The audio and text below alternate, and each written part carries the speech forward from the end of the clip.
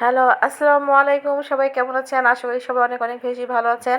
তা আমিও ভালো আছি। তো ব্লগটা তো রাতে থেকেই শুরু করলাম। এই যে এখানে ৩ কেজির মতো গরুর মাংস রান্না করেছি। তা আমি বক্সে, বক্সে করতে ছোট, ছোট বাটিতে তো রাখতেছি একদিনকার জন্য। যদিও একটা কারণ আছে। আমি তো অনেকদিন পরে আমার বাবার বাড়ি যাচ্ছি। তো ওর বাবা তো রান্না-বান্না করে খেতে পারে না। এর জন্যে ছোট, ছোট করে বাটিতে করে গরুর মাংস, তরকারি সব রান্না করে ফ্রিজে রেখে যাচ্ছি। তার মতো করে সে একটা করে বাটি বের করে খাবে। যেহেতু রান্নাবাড়া করতে পারে না, আমি যখনই যেখানেই যাই সেখানেই আমাকে এই অবস্থায় যেতে হয়, এইভাবে সব গুছিয়ে রেখে যেতে হয়। তো এদিকে লাউ দিয়ে মাছ রান্না করেছিলাম, সেটাও আমি বাটিতে বাটিতে করে রেখে দিয়ে যাচ্ছি। তো সব রান্নাবাড়া করে সব গুছিয়ে টুছিয়ে দিয়ে যাওয়া লাগতেছে। তো এদিকে তো অনেক ঝামেলায় তো আমিও যাওয়ার জন্য গোছগাছ করে নিয়েছি। এই তো আমিও কিছু নিয়ে যাব, এই জন্যে সব গুছাচ্ছি, বক্সে বক্সে করে সব কিছু রেডি করে নিচ্ছি। এই তো সকালবেলা, পরের দিন সকালবেলা আমরা তো রেডি হয়ে তো বেরিয়ে গেলাম বাসা থেকে। অটোতে করে চলে গেলাম একদম বাস স্ট্যান্ড পর্যন্ত। তো এই তো আমাদের বাস স্ট্যান্ডটা কাছেই ছিল। তো আমরা বাস স্ট্যান্ডে এসে পৌঁছালাম। আমরা তো এসবি গাড়িতে যাবো, এই জন্য এসবি গাড়ির কাউন্টারে এসে পৌঁছে গেলাম। এই তো তো একটু পরেই আমরা 10 মিনিট না বসতে বসতে আমাদের গাড়িটা তো চলে আসলো। এই তো তা আমরা তো এখন গাড়িতে উঠে পড়বো। এই যে আমরা গাড়িতে উঠে পড়েছি, ইনশাল্লাহ গাড়িটাও ছেড়ে দিয়েছে। তা আমরা এখন রওনা দিয়ে দিলাম।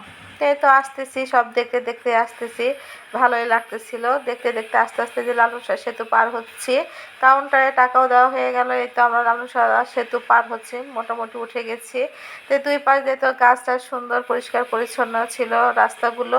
তো এই যে এক পাশে পাকশি ব্রিজ দেখা যাচ্ছে রেল লাইন যাওয়ার, আর এইদিকে আর এক পাশে তো নদী আর নদী, যেহেতু এখন বর্ষাকাল, পানিতে অনেক, নদীতে অনেক পানি।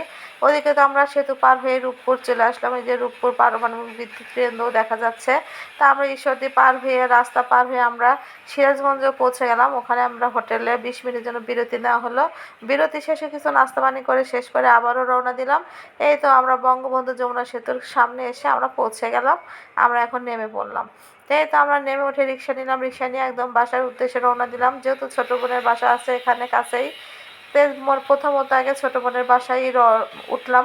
তো উঠে ওখানে হাত মুখ ধুয়ে আমরা খাবার টাবার খাবো এই কারণে ওর বাসায় উঠলাম। আর বাবার বাসায় একটু দূরে, তারা 5 তলায় থাকে, উঠতে একটু সমস্যা হয়, এই জন্য আমি পরে যাব, এখানে একটু রেস্ট নেব। তো এদিকে তো খাওয়া দাওয়ার জন্য রেডি হয়ে গেলাম। ও তো অনেক কিছুই রান্না করেছে। প্রথমে শুটকি মাছ ছিল, চিংড়ি মাছ ছিল, লতি চিংড়ি ছিল, ওদিকে মুরগির মাংস ছিল। তো খাওয়া দাওয়া শেষ করে আমরা তো রেস্ট করে এখন তো বিকাল হয়ে গেছে।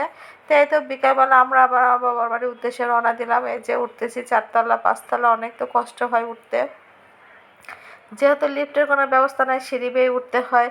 তাই তো আমরা সেখানে এসে উপস্থিত হলাম। এসে তো বাবার সাথে দেখা করলাম, সে তো অসুস্থ ছিল, তাকেই দেখতে আসা। মেন বিষয় হচ্ছে তাকেই দেখতে আসা। তো তার সাথে দেখা সাক্ষাৎ করে কথাবার্তা বলে আমরা একটু রেস্ট করে চা নাস্তা খাবো।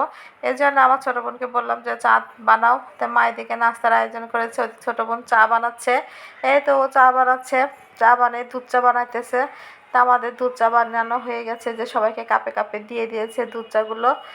তাই তো চাটা খাওয়া শেষ করে মা তো রাতে খাবার রেডি করতেছে। এই তো রোস্ট রান্না ছিল।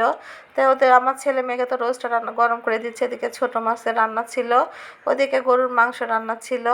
এই তো গরুর মাংস রান্না করা ছিল, মা সব কিছু রান্না করে রেখে দিয়েছে। তো এদিকে তো রাতে খাবারের জন্য তৈরি করতেছে। এই তো সালাদও কাটা হয়ে গেছে, ওদিকে ভাত রান্না করাও হয়ে গেছে। তা আমরা এখন রাতের খাবারটা সেরে নেব। তো আজকের ভিডিওটা আমি এ পর্যন্তই। রাতে খাওয়া দাওয়া শেষ করে ফেললাম, আমরা শোয়ার জন্য ব্যবস্থা নিতেছি, বসে গল্প করবো। সবাই ভালো থাকবে, সুস্থ থাকবেন। আল্লাহ।